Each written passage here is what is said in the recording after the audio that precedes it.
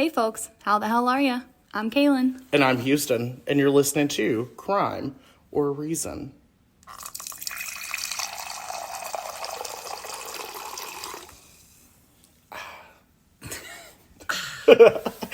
Oh. Hey, how's everybody doing today? Great, good, well, awesome. Are we? Perfect. Well, it's our first podcast, and how do we celebrate? We got a box of luscious, delicious blush wine. A whole box. A whole box. Because it was $2 more than a bottle. So, what is up, guys? Welcome to the first ever episode of Crime or Reason. Exciting. Listen, we know right off the bat, the sound quality is going to be shit. I'm trash, so Right, it just matches. We're nowhere near far enough into this career of podcasters to have good sound equipment yet, so we're doing our best. Terrible. Some would say we're doing our worst, and that's okay. So just bear with us. We're really, really excited. It's going to be a fun day today. I think it's my day to read the story. We're just reading straight out of a book, which is fine, I guess. So anyway, straight out of a book. I did no research for this whatsoever. Reading Rainbow. Yeah, Reading Rainbow sponsored this read of the story. What is the story? I can't tell you yet. It's a surprise. Wow. Is it a surprise? The biggest surprise? Maybe. That's the name of the story. Maybe. Yeah. Anyway, so, but yeah, no, we're super excited to be getting into our first podcast. There's a weird echo here because we are in Kaylin's probably haunted basement. Weird, creepy things happen down here. Yeah, you're going to have to excuse the fact that my voice sounds awful. I went to go get a migraine checked out earlier this week and found out that I have tonsillitis, a sinus infection, and an ear infection. Demons trying to make their way out. It's the demons trying to make them way out. them way right out. And the antibiotics are going to exercise me, I guess. So real excited about that. To start out, I do want to start you guys off with a meme that one of my friends sent me, and it was perfect for she sent it to me just a couple days ago, and it was perfect because this is the first week that we're recording for the podcast, and I was incredibly excited about it. So I'll just start you out with this, and it says, "My niece wants to know, if she donates her hair to Locks of Love and the recipient of her hair commits a crime and leaves hair at the crime scene, will her DNA be found all over the crime scene and thus incriminating her?" And it says she's 12, and I'm like, my child. That's what that is. That's my kid. I donated to Locks of Love. And so when you guys find out that she's actually criminally insane, or at least we think so, because her hair's all over some poor unfortunate crime scene. So, and I was just like, food for thought. Food for thought. Is that a thing? I mean, I'm sure you could just be like, yo, dude, this can't be my hair because I donated it. And I'm on the other side of continental America. That's so creepy to think about. Yeah, it's not anything I've ever thought about, and I'm like, this 12-year-old definitely thought that. So yeah, but just wanted to read that to you guys. But yeah, fun memes. So we'll try to come up with memes. We love the memes. We love we'll try to find as many true crime memes as we possibly can. So in case when I say true crime, I really have to think about it before I say it, because Kaylin can attest to this. I've spent the whole time that we have been trying to figure out this podcast saying crew trime, and I can't get it together. Crew trime keeps trying to slip out, so who knows. Let me finish that out. Crew trime codpast. Crew trime codpast. So welcome to our crew trime cod past. Yep. Is that the one? That's the one. So, anyway, we do want to let you guys know that we are planning on uploading full episodes on Tuesdays. We'll go back and forth on weeks. One week will be my week, the other week will be Kaylin's week. And so we will upload our full stories on Tuesdays. And then on Saturdays, we are going to have a fun little spooky short Saturday for you, which is... I love the Saturdays. Yeah, we'll just post a cute little short episode on Saturdays.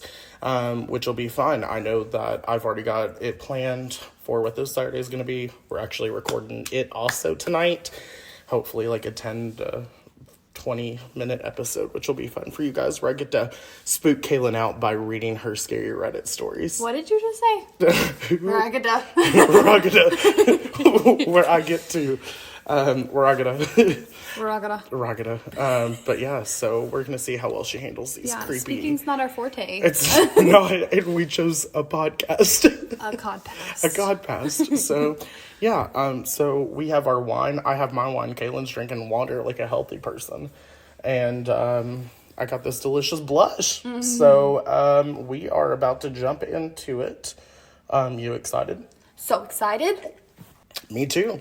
So, today we are bringing you the story of the Honolulu Strangler, also known as, and let me go ahead and give you guys like a trigger warning on this.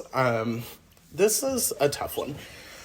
We are going to be talking about this case, and in every single victim, there is rape. So we're just going to go ahead, trigger warning on that one. Yeah, so like... With bright red flags. Yeah, and while we don't know much about the actual... crimes as they happened, because it is unsolved, which is crazy. Unsolved for my very first case, yeah. It is unsolved, so we don't know much about the crimes as they happened, but I haven't heard this yet, and I haven't looked anything up, so this is all new to me too. Yeah, which has been really hard for me because I suck at keeping secrets, so, but we do know how their bodies were found, and so I'll be able to go off that. With that being said, I also somehow lost my notes for this and didn't realize it until like 2 hours before I had to be over here to Caitlin's house, so please excuse the fact that they're not as detailed as I'd like, because I had to like quickly go back over research and like use what I remembered. So maybe in a later episode, if you guys want, we can go back more into like the profiles of the victims and kind of like how the area of Honolulu took this. We'll touch and dive into that a little bit, but just know that it was going to be a lot more detailed. And then Satan really be working today. So, yeah. Always be working. Us. So, yeah, with that, we're going to go ahead and we are going to get started with the Honolulu Strangler. Let's begin. So, the Honolulu Strangler, or the Honolulu Rapist, as some people know him, killed 5 women in Honolulu, Hawaii between May 1985 and April 1986. So, we've got like a year of span there. This is actually considered the first known serial killer in Hawaii, which is crazy because I feel like serial killers have been around for so long. Yeah. And so the fact that they didn't get their first known one until like the 80s. Yeah, that's crazy. So, that's just wild to me. But, yeah, so this is the first known serial killer in the state of Hawaii. The killer, in his actual profile, was considered to be an opportunist, attacking women who he noticed were alone and vulnerable. And because of this, it was speculated that he either worked or lived in the area where all the killings were happening. So, and we'll kind of learn that a lot of the dumping grounds for his victims are all very close in the same proximity. Why? So, and the guy that they kind of speculated who did it, he actually lived in that vicinity. So, which we'll get to that, because it's really, really wild how close that they had like a culprit for this, like in their grasp, and had to let him go. Right. It is insane. But we're going to go ahead and jump right in, because not much is known about the actual killer, because it's unsolved. So we're just going to have to go straight into the victims. Yep. So we're going to start with victim 1. Her name was Vicky Purdy, age 25. Also, disclaimer, Hawaii's got some crazy ass names. So I am more likely than not really going to butcher some of these. So please don't crucify me. I'm trying my best here. So Vicky Purdy, age 25. She was from North Carolina, but ended up moving over to Hawaii. She ended up marrying a guy named Gary Purdy, who was actually stationed in the area because he was an Army helicopter pilot. She was described as a feisty, gorgeous blonde who could definitely hold her own. Friends said that although she was small and petite, she packed a mean punch and was very smart and headstrong, which we love a bitch that, a good, headstrong, we love a woman that's feisty going to take lady. care of herself. Yes. So, love that for her. And it said like short and petite, and I was like, they're describing my mama. Like, short, petite, headstrong, gonna kick your ass. Yeah. Like, that's Brenda. Yeah. So, so she worked at, and here's the first word that I'm literally going to screw up. She worked at Wawa. Wawa. We're gonna say she works at the video store, and that's the last time that we are going to attempt that name on that store. So anyway, so she worked at a video store, and she also enjoyed going to nightclubs. And when I was doing research for it, it was really weird because it said something about how, like, specifically she enjoyed going to the nightclubs without the company of Gary. And I was like, that's a little bit weird to put that in the research. But then I ended up learning later that, like, Gary was kind of okay with the shit that she was doing. Wow. Yeah, like, he knew that she was going out. Like, he had times that, like, he would think that she was coming home and stuff like that. Like, he was aware that she was going out. So I don't know why my research, because it was a couple different places that I read where it was, like, very specific. Like, she loved to go to nightclubs without the company of Gary. And I'm like, I don't think I'd ever go out by myself. right. And so, but like, just to make it sound like that, it made it sound like it was very promiscuous, but it wasn't. Gary knew that she was going out. Like, it wasn't an issue. So I don't know why they tried It to. said she was headstrong. I mean, she was headstrong, She right? obviously I mean, wasn't she gonna be obviously stopped. was, but I don't know. Something about that was just weird that they were like, without the company of her husband. Like, I it was was like, so promiscuous. right. And I'm like, no, she was going out and hanging out with friends. And like, we learned that, like, she was supposed to hang out with friends the night that she passed. So, on May 9th, 1985, she went out dancing. She went out dancing in clubs in Waikiki, and she actually ended up contacting her friends and was like, I'm gonna meet up with you guys. And like, they verified like these plans to like hang out, and that was around 10:30. She ended up never making it. It says that she ended up actually getting a taxi to the Shorebird Hotel to get her car around midnight. And that was actually the last time that anybody saw her alive. Ooh. So, for some reason, Gary was expecting her home around 9. I don't think it was anything like criminal or weird. I just think it was like, she probably said, like, I'll probably be home around 9. And then she just kind of went on with her plans, you know, and just like ended up staying out a little bit later. Like, I don't think it was anything bad. But when she failed to come home, he began to like call her pager. This is back in the day of pagers. And it was like paging her like tirelessly and relentlessly. Oh, no. And like literally just couldn't manage to get a hold of her. So the very next morning, she's still not home. Shit's awry. I'm stressed. Right. I'm like, he's freaking out. Nobody really knows anything that's going on. Like, her friends are like, oh, she never showed up. But I guess they just didn't think anything about it. So he actually drove over to Waikiki and started looking for her by himself, and like found the hotel that she had her car parked at. It had a new dent in it, but like she was nowhere to be found. So obviously at that point, had a dent in it? yeah, like a new dent, like a dent that wasn't in it prior. And again, we don't know anything about the crimes Just when how they they were happened. found. We just know how they were found. So like, nobody knows that that dent was because of something that happened during the actual crime, or if it was like Something that happened beforehand. right, if she just bumped into a fucking light pole. Right. Like, nobody knows. So but it did say that he noticed that there was a dent that wasn't in it, and so he ended up calling the police. Sadly, later that day, they already found Vicky's body. Vicky's body was on an embankment in the Kihi Lagoon.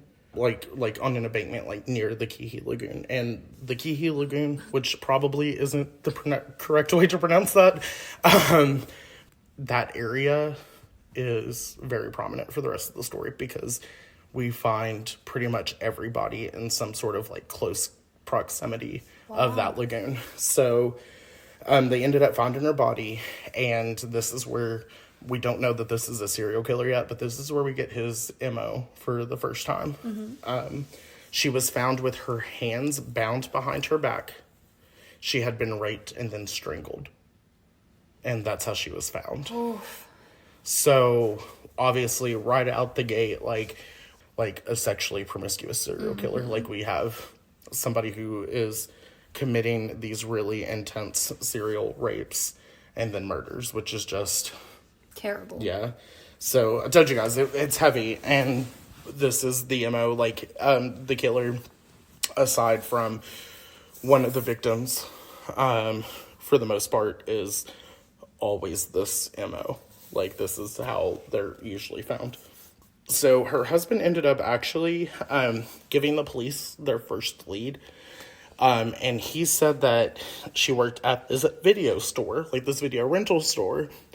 And that's when we learned that the video rental store is actually an adult pornography rental store. So, like, she's working at, like, a porn rental facility. Oh. So this porn rental facility actually had connected, like, adult book section or store to it. It was like 3 stores connected in one, and then a family movie rental place connected to it as well. So like all 3 of them are together.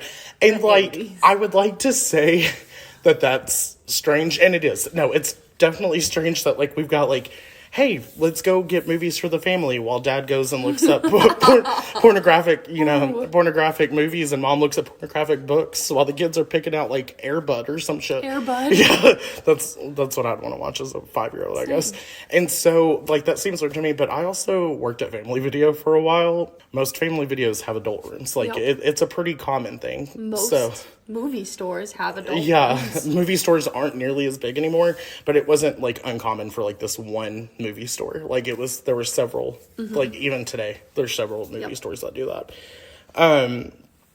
Anyway, so the weird part about this is that there's some history at this movie store. So, again, it's a pornographic film rental store, and the detectives actually speculated that due to the sexual nature of the crime, maybe a porn-obsessed customer stalked and killed Vicky. Oh, that's creepy. Which is disgusting, but, like, it's also not, like, far-fetched. No, not far-fetched at all. So, the store, needless to say, had a bad reputation because of a crime that was already connected to the store. That is right, guys. There was not only another crime a year before Vicky was killed, but the crime is also unsolved. Like, to this day, they still don't know. So let's get into this crime. But they don't think that they're related? At first, they kind of did, but then they realized, like, what the MO, again. And it has, like, they're just, like, not similar at all. Okay. Like, this wouldn't have been... Like, these would have been, like, 2 completely different crimes, like, on our radar. Okay. So, Kaylin's heating air just started up. So, if you hear that sound... sorry. It's just that, not a demon, even though there might be a demon down here. So, No demons. No, not mean. A little spooky boy. A little spooky. Named Chad. No, well, maybe. I don't know. We're gonna call him Chad. We'll call him Chad, but he's not mean. Oh. Just here. Okay. Don't acknowledge him. Oh. Yeah. Avoid that. All right. He might be here, but no demons. Okay. We don't have demons. No demons here. No demons. Hopefully. Sorry. Side story.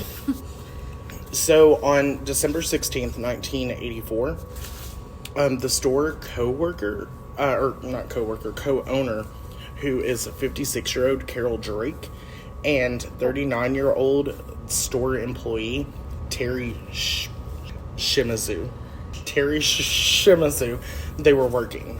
Employees of the other stores, because again, it was 3 different stores. So like it was like the adult film, the adult book, and then the family film rental stores. So I guess they all had like separate employees working for each part, which is great because Family Video didn't even do that shit. I was giving people Air Bud and then giving people some awful stuff. Nasty Well, yeah, stuff. yeah, it was like not great. Some raunchy stuff. So employees of the other stores became worried when the adult video club's doors were locked. And at 1:50 p.m., the door was kicked in. And in the back office, Carol and Terry were found dead. Carol had been stabbed in the heart, Terry stabbed in the throat. And it was 1 stab wound each. So this is the Yeah, this is also unsolved. right. This is the other unsolved one, not right. related to the Honolulu. Correct. serial. And so at first people were like, oh, well, people are just taking people out at this adult store, you know? Yeah. And so, but then neither of them were sexually assaulted. They both only had 1 stab wound. So at this point, neither were sexually assaulted. We know that Vicky was. Both of them were stabbed once Vicky was strangled. But do they not think that it could have been a progression? I mean, obviously it was something that they thought, but like it was quickly kind of dismissed when they realized nothing. You know, we learned that, you know, Vicky's body was dumped somewhere. These two were like found, and it actually said that based on blood spatter, that they were probably both like either kneeling or like laying on the floor. So it almost kind of sounds like a hostage situation. Yeah. And then they kind of chalked it up as a robbery because store receipts were missing. There was money that was unaccounted for, and an envelope full of money that was also left in the floor, like it had gotten lost in the scuffle. So okay, I see. yes, so it ended up being expected to be a robbery, and so right now they're just looking at it at 2 different cases. But I just thought that was so fucking weird. That it was, what, a year apart, you said? A year apart. The same store. All of them worked at the same store. They're both unsolved. Both unsolved. And they have nothing to do with each other. Not related. Yeah, at all. So that blows my mind. yeah, so it was like really weird. I read that and I was like, what the hell is going on in Honolulu? Get me the hell out of there. What's happening? Yeah, so now we're going to move on to victim 2, who sadly is the youngest victim of the Honolulu Strangler. So we have Regina Sakamoto, who was 17 years old. 17. Yeah. And so she was actually from Kansas. You know, she lived over there in the Honolulu. She was a high school student. She was described, and I saw photos of her, as beautiful. She was stunning. Beautiful. She was of a Japanese descent. So that's how she got the last name Sakamoto, from her dad, who also served in the military. And so she was also, too, considered small and petite, but unlike Vicky, she was, like, more shy and quiet. So, like, she wasn't really known to, like... She's beautiful. There she is. Yeah. Yeah. Sorry. She wasn't really known to, like, I guess, then, you know, like, care for her own or you know, fight anybody off or anything. She was just considered, like, quiet and shy. Jesus. Did you say she was petite, too? She was petite and so small, yeah. So now we've got similar, we've got similar base frame, and she was already planning on attending university in the fall. So like she already had like her life figured out for her. She knew what she was wanting to do. On the morning of January 14th, 1986. So let's talk about this. January 14th of 1986. And we know that Vicky died in May of 85. Right. So we're almost a full year. A full year. And this is the last time that any gap like that happens. All the other ones are relatively close. Oh, so it was quick. We actually find out that he killed, and they found another victim in the time that he ended up killing Regina. He killed Regina. Regina was found a month later. 2 weeks after Regina, he killed another victim. And they found that victim before they found Regina. Wow. Yeah, so like at this point he went from like a year gap to like 2 weeks. All right, let's balls to the wall and start taking people out. All of a sudden. Yeah. So she had ended up calling her boyfriend and was talking to her boyfriend, saying that she was going to be late to school because she missed her bus. Because of this, she had to find an alternate means, so she took like the city transit, and so she went to the bus stop to wait. And we kind of find out that bus stops are common in a lot of these, even when we don't think that the bus stops are common. they become common. So she was last seen actually by people in a local diner waiting at the bus stop. Family called police when she didn't return home that night, and they actually ended up finding out that she never made it to school at all. Oh. So this happened before she was even able to make it to school. Her body was found again near Kihi Lagoon, and her hands were bound behind her back. She was raped and strangled. And it actually talked about, like, in the autopsies that when they were strangled, like, it wasn't left on them. Like, the weapon wasn't left around their neck. Like, they weren't strangled and then tied off. So they can't, like, know what the weapon was exactly? But they could see, like, what the lacerations were and from it. And then they said that both Vicky and Regina had these bumps on their eye sockets that showed pressure by strangulation. Right. So they were able to see that they were both killed the same way between the lacerations and the pressure bumps. Now we have her found the exact same way and close to, the... Close proximity. Yeah. Right. This was the point when they kind of started considering, okay, we might have a serial killer at foot. Which I think, even if it's a year apart, if it's in the same area, like, this is definitely a serial killer. And there were still, like, detectives that dismissed it. They were like, well, this was almost a year apart. And they were like, Vicky was 25 and Regina was 17. Found the same way, Yeah, and I was like, in the same area. In the same area. Like, less than a mile apart in the same lagoon. And if I'm not mistaken, I think they said like Regina Sakamoto's body was actually, like, floating when they found it. So a lot of water in this area.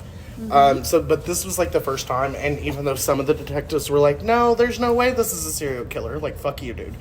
But fuck you. A lot of people kind of started realizing, like, yeah, shit's getting serious. Right. Well, it's like, two happen, well, what a coincidence.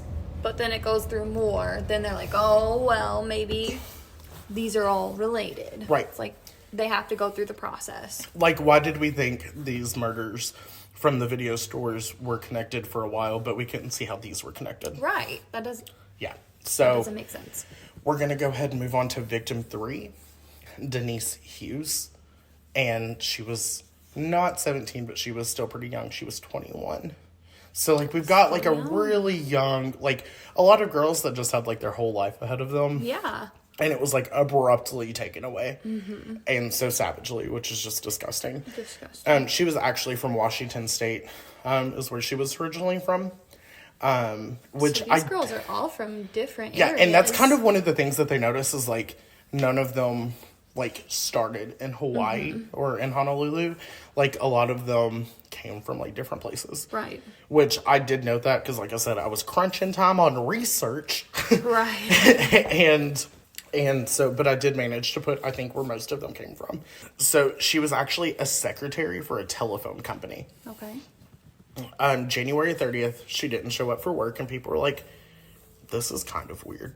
Like, Denise is the kind of person to always show up for work, or at least call. And I see that in so many of these cases where people are like, she was so reliable. Like, she would have never not shown up for work. That's why they're caught, is because whenever you show up for work every single day at the exact same time, you're ready to go for the day. When you don't show up, people are like, well, this is weird. Right. And all I can think about at the time, like, when I read that, because it happens so often, I'm just like, if I didn't show up to work, I could not show up to work for 3 days, and they'd be like, he's on a bencher, he'll be fine. Yeah, he'll be back when he gets the chance, when he's good and damn ready. And I'm like, if I didn't show up for work and I got killed, nobody'd know. Well, they'd know at my work. They would know. I'm not a bad worker. I'm like 5 minutes late, and my boss is like, "Hey, where are you? Are you okay?" I'll call and be like, "I'm gonna be 6 hours late for my 8-hour shift," and they're like, "Dude, just stay home." Like, it's good that they noticed that she wasn't there, right? Obviously, and so they were able to. They were onto something, right? So I said her name, Denise Hughes. Okay, yes. I was like, did I even say her name? Denise didn't show up for work, and they ended up finding her body on the Mauna Lua stream. What a beautiful Mauna Lua. That's so and beautiful. I was like, Moana. I love all of the names in Hawaii. That's beautiful. I can't pronounce any of them. Love them all, though. But here's the crazy part. So I actually saw in a couple different places that she was found a couple of them said that she was found by 3 fishermen. And then another one said she was found by, like, 3, like, teenage boys. So we got a little mix-up so here. 3 males. Right. This ended is what, up 1980... 1986 here? 86, okay. Yeah, so, 3 guys of some sorts, whether they were fishermen or just buddies. Fishermen or buddies, yeah. they found her. They ended up finding her, and Those it was men. it was a little bit different here. Her body was actually found wrapped in a blue tarp. Okay. But when they found her in the blue tarp, and obviously they were like, let's call the police because fuck this. Yeah. She had her hands bound. She had been raped, and she had been strangled. Now, being in the water kind of accelerated the decomposition. So, but they were still able to go through and, like, tell stuff. And this is a weird time in the 80s because they're able to tell stuff like that, which is really good for, like, figuring out, like, what happened to them. Yeah. But then we learn later that, like, this is a year before DNA testing actually became, like, a big thing. So the only thing that they could test for was blood. Oh. And so, like, blood testing never brought up, like, any new victims. A year later? DNA testing was... Oh, man. And so this is the point when the police officers of Honolulu, the Honolulu PD... The Honolulu PD. They were like, so shit's not right here. Things are a little strange. This is definitely a serial killer moment. Let's do something about it. So they create a task force. Getting hot on the case. Right. So they end up creating a task force.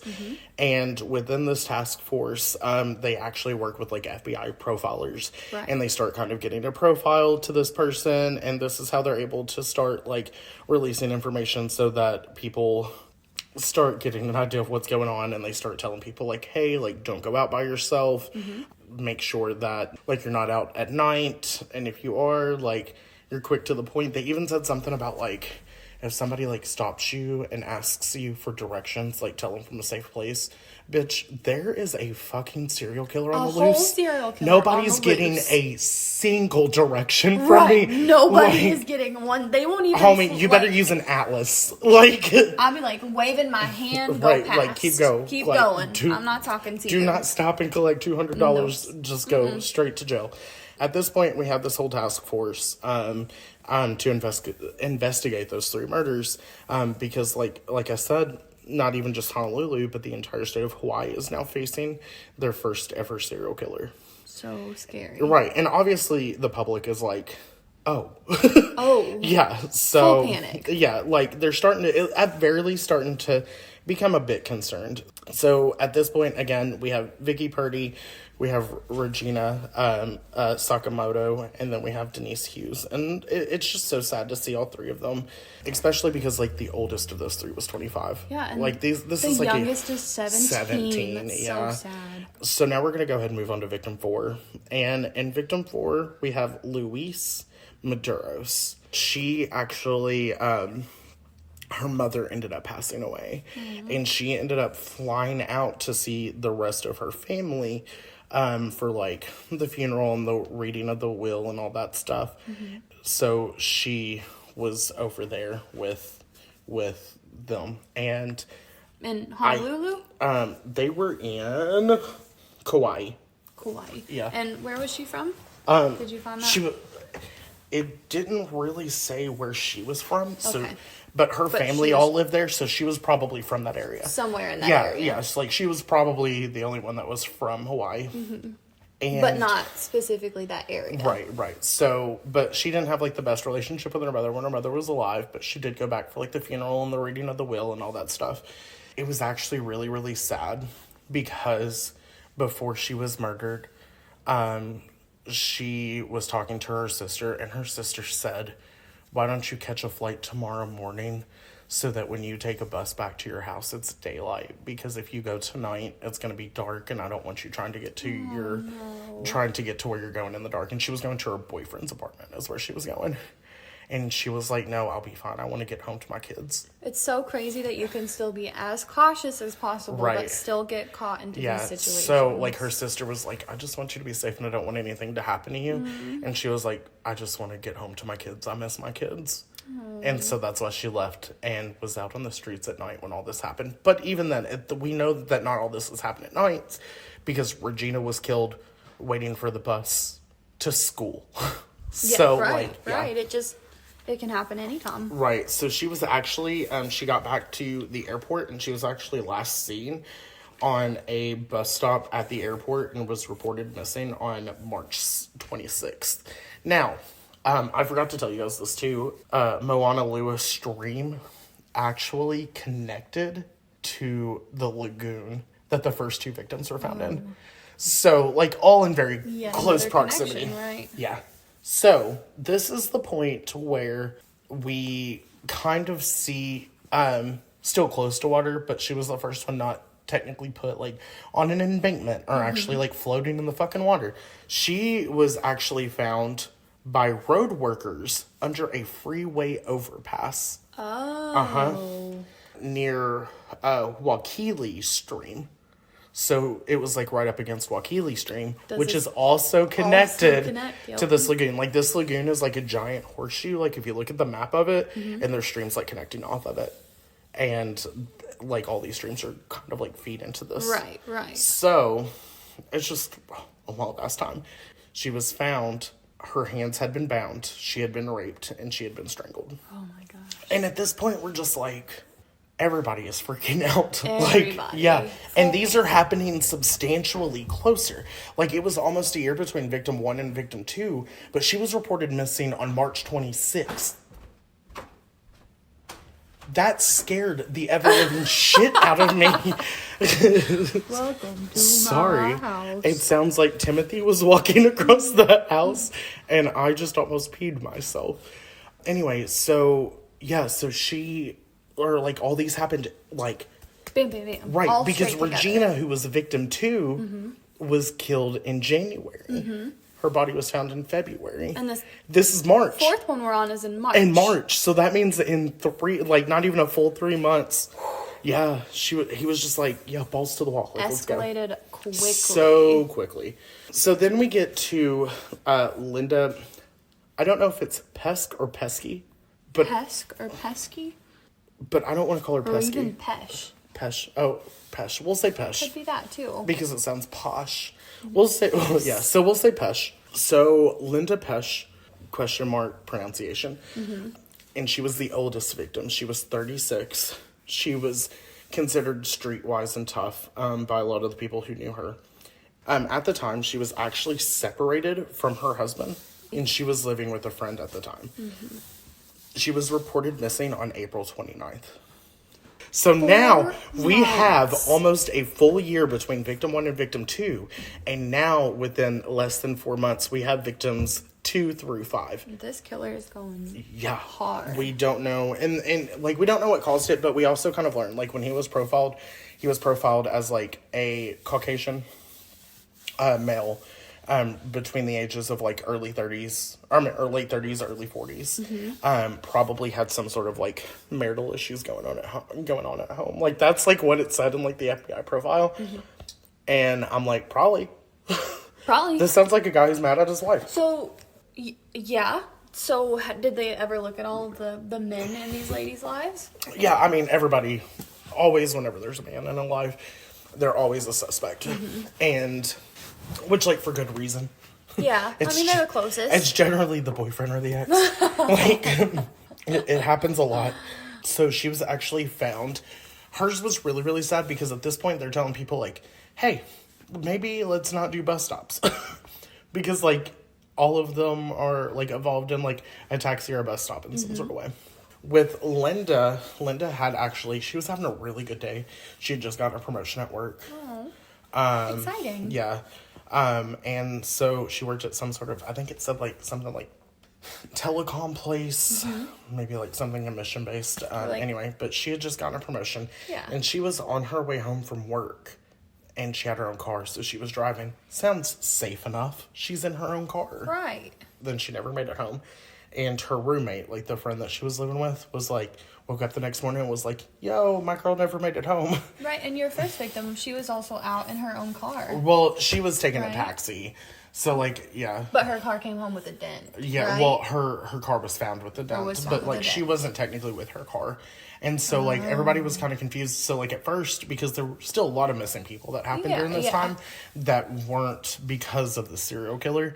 And some of them were even found happy. So they didn't immediately associate it because they were like, she left in her own car. Like, it wasn't a bus stop. Like, this doesn't fit the MO. Except when her roommate called the next day and was like on April 29th and was like, hey, she never came home. And they start looking for her. They found her car on the side of the road on Ninmets Highway. Ninmets Highway is up against the beautiful horseshoe of the Kihi Lagoon. Like, it's in that area. And her car was on the highway, and it was decided that her car probably broke down, and less than a mile away from her car, or less than a half a mile away from her car, she could see a bus stop and probably went to the bus stop to catch a bus to make it home. Oh, no. Yeah. And actually, at this time, this was the first time that witnesses caught the idea of any sort of guy. Or any sort of, like, criminal. Or a suspect, I guess. Like, they witnessed somebody. And so what it says is that people were actually reporting a light-colored van nearby with a Caucasian man that was stopped near her car. Oh, so at this point, how is this not solved? Right, we're building a case. Girl, how it's not solved, wait until we get to the fucking prime suspect. It is wild. I need to get some wine. So please enjoy this beautiful sound of my box wine.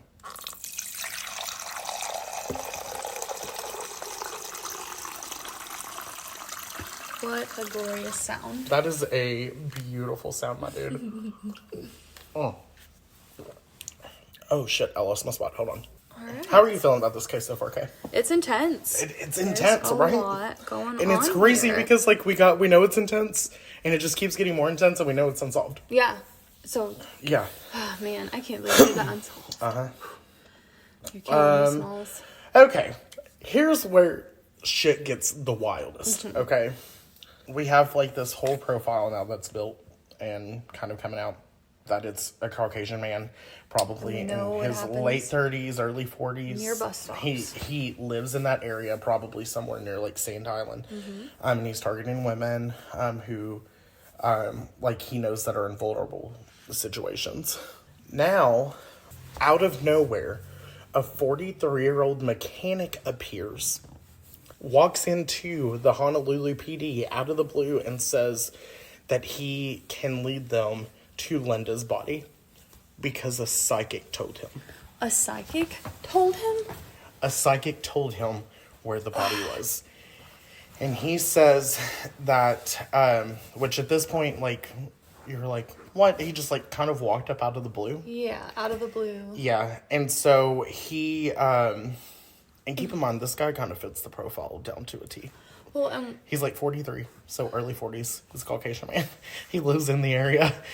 And so he ends up taking them to this area near Sand Beach and was like, hey, she's somewhere around here. But because he actually said that, like, he went over there, like, a psychic told him, and he went over there and found bones. And then, like, decided to go to the police. He's shown them all these places, but keeps avoiding this one little area where they're looking. And so they're like, screw you, dude, we're going to go look at this because we're police. And they go over there and look on it, and they find the body of Linda. Right. Linda Pesh. And she was found, and she had been raped and strangled. Right. But I didn't see anything about her hands being bound, so I don't think her hands were bound this time. Which, like, a little bit of an MO switch there, but, like, not really enough. Well, you did say Linda, she's the last one who was killed, right? Right. And so you did say that somebody possibly saw him?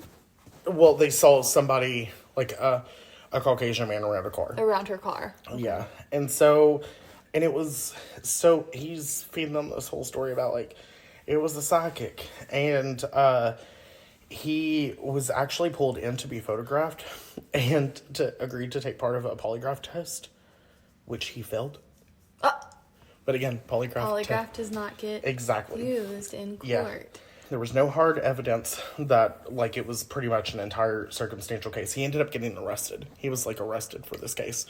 Or for this. Well, it makes sense. Yeah, and it was all entirely circumstantial, and they had no physical evidence. They did say that semen had been sent off for, like, testing, like, forensic testing, but the results didn't amount to anything that could prove to him that he was actually, like, a part of it. And the blood types, you know, like, it was just, it wasn't what it was back in that time. They did place him under arrest, and they had him in there, and they were obviously, like, going through everything that they possibly could. But at the end of it all, there was no evidence actually tying him to the murders. Yeah, and you have to have, what, reasonable... Or, like, an unridiculous amount of circumstantial evidence. And so, because they didn't have this, it was actually ruled as insufficient evidence if it went to trial. And they feared that he would be acquitted for it anyway. Basically, it would just get slaughtered because it's all circumstantial. And he was let go. And so many people were just like, this is for sure the guy. So it is disgusting how, like, close that it was. Like, he fit the whole profile. Right. A psychic told him where the body was. And, yeah, he just was able to get out because he was clean as fuck. He led them straight to the body? He was clean as fuck doing this job. That's insane. Yeah. And, to this day, the Honolulu Strangler has never been found, and it is officially 5 women brutally bound, raped, and murdered, and it's unsolved. That's insane. I'm It's sickening. Speechless. It's sickening. Disgusting. It is one of those cases where it's crazy that it doesn't get talked about as much, and I'm sorry, I know that this parts of this probably seemed like very quickly pushed off, but again, I was trying to recalculate all of my research in an hour before, but because I had to drive like 45 minutes to your house, so I only had an hour. Yes. But we can definitely go back through. Let us know if that's something you want us to go back through, like a refined episode or like maybe more details. We can go about it in the future. I know that Kaylin has her next case, and I've got like my next 4 cases picked out. I've got plenty picked out. So like we've definitely have it coming up, and then. All of our episodes are going to be released on Tuesday. Yeah. And as far as our full-length episodes, and we'll have our spooky shorts on Saturdays, which I'm super excited about. I'm so excited to read these Reddit stories to you. You are going to piss. I can't wait. I'm so excited. So, but yeah, thank you so much for checking out our very first episode of Crimeorreason. Yeah, we appreciate it. Yeah, and we're really excited to share all this stuff with you all, and it's going to be a fun damn time. It's gonna be dark and scary and creepy and sometimes spooky and disgusting and yeah, we can't wait. That's me. It's me and Kaylin. Spooky and disgusting. So hi, I'm Spooky. She's disgusting, and you're listening to Crimeorreason. So, but yeah, thank you so much for just coming out and coming out to see us in person. So, but yeah, y'all stay safe, and we'll see you next week. We have not come out with an exit line yet. No, we have not. Stay safe and healthy. Stay safe and healthy, and don't go to bus stops. Am I right? Yeah. Don't go to the bus stops. Stay away from the bus stops. But we will see you on the next episode. Be safe. Yes. Bye. Goodbye. Bye. Bye.